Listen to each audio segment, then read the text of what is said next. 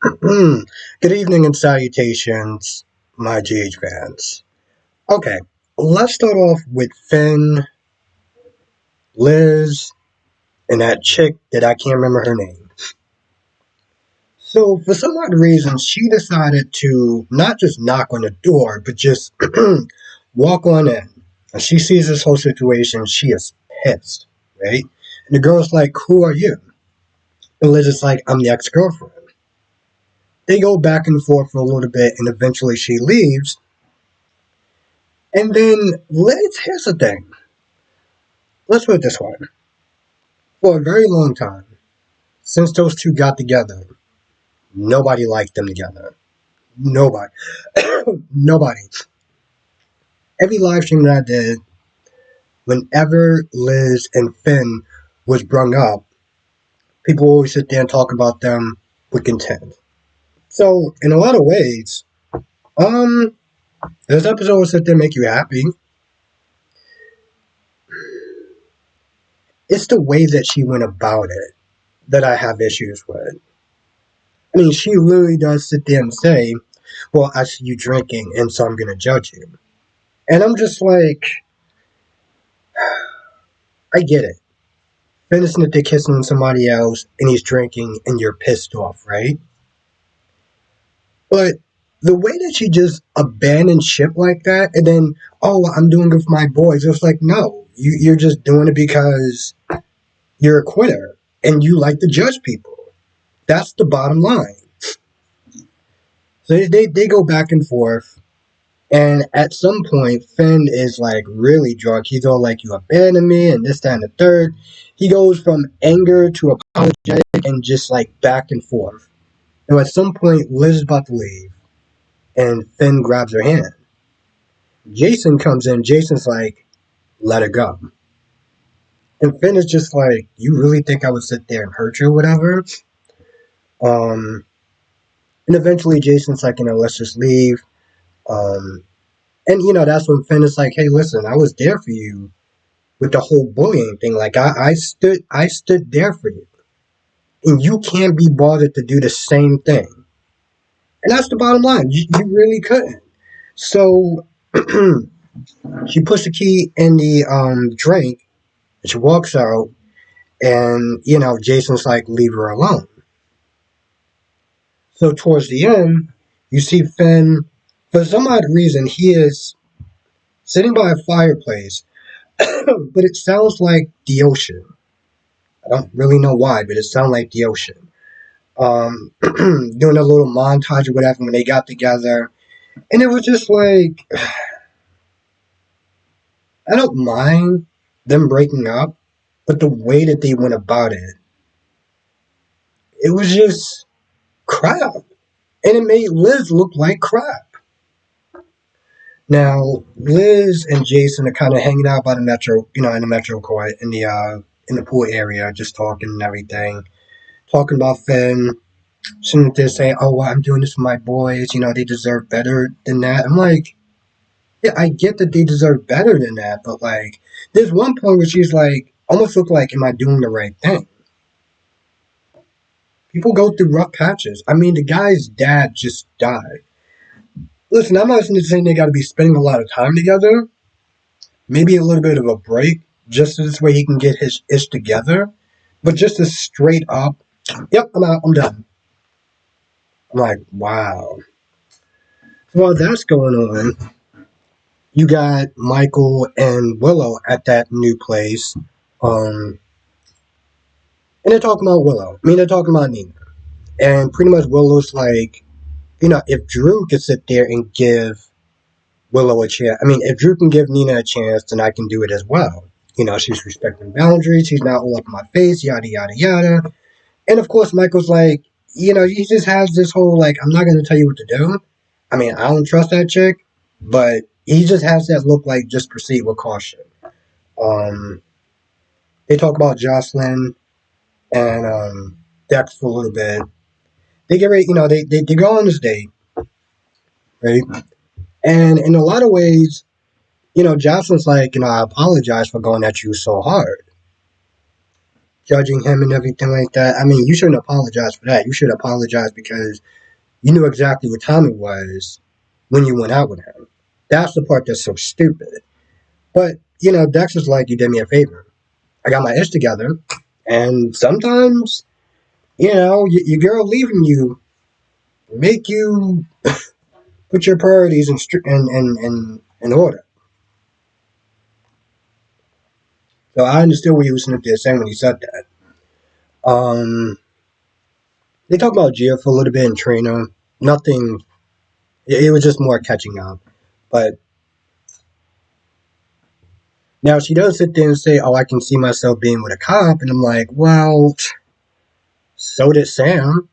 Until Dante got shot, and at one point she was going to sit there and just leave him. So let's not sit there and say things that you may not be able to sit there and fulfill.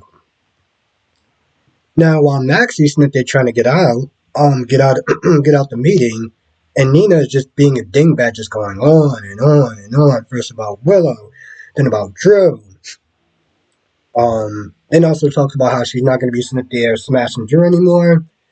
Just for Drew to walk in there and be like, "What are you doing?" I think it was some sort of like AdSense or whatever, or some sort of crazy business.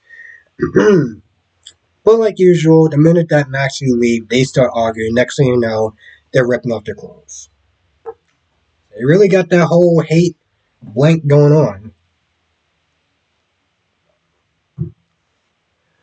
Okay, I get that Drew wanted to be upfront and honest with Curtis about, kind of leaving them in the lurch in a sense with, running for congressman and him kind of just lifting this new project damn near by himself. Like he said, Michael's going to sit there and help a little bit, but for the most part, he's going to be doing it, right? Because he talked about how he's going to be running for congressman and everything. And then for some odd reason, and I don't know why, he needs to sit there and ask him, "Well, why should I run for congressman?" Like I don't understand why you feel like you need this. It's like you're fishing for compliments from damn near every person. It was Willow, then it was this person, now it's Curtis. It's like, bro, if you want to do it, just do it. Now Curtis does sit there and back. I mean, he's not upset about it, which I would have been like a little annoyed by it. Like you, you brought me up on this project, and then you're like, "Oh, by the way, I'm gonna sit there and leave, and it's gonna be kind of a conflict or whatever." I would have been full pissed, but I would have been a little annoyed. Um, so while that's going on, you got Brooklyn and Chase asking Tracy for help as far as talking to Finn, intervention, and trying to get Violet out of that situation. The thing about Finn in this whole thing is that you have to hit rock bottom. You have to hit rock bottom before you're ready to sit there and get help. And Tracy said something very similar to that. She was like, "It's going to be a lot harder than you think." On top of the fact that he has full custodial, like custody of her. So like you just sit there, think you're just going to take Violet out the house. It may not be as easy as you think. But she said she was going to help. Tracy with the tough love, she ain't no joke. Now the one other thing, with Liz and Jason, and Jason being like, "Listen, I apologize for leaving you and Sam to raise the boys," and Liz is like, "Well, did you sit there and leave on purpose?" He was like, "No." So she was like, "All right, cool." But here's the thing, though. In a lot of ways, you did. You left to protect Carly from going to jail. You left. You left your two kids, spending time with your two kids to clean up Carly's mess. And I'm pretty sure Liz is going to have a different energy when she finds out. Now, obviously, they're going to sit there and put Jason and Liz together. I don't have a problem with that. It's just the way that they went about it. It's like, sometimes with these soap operas, like, even days of our lives. They have a way of like,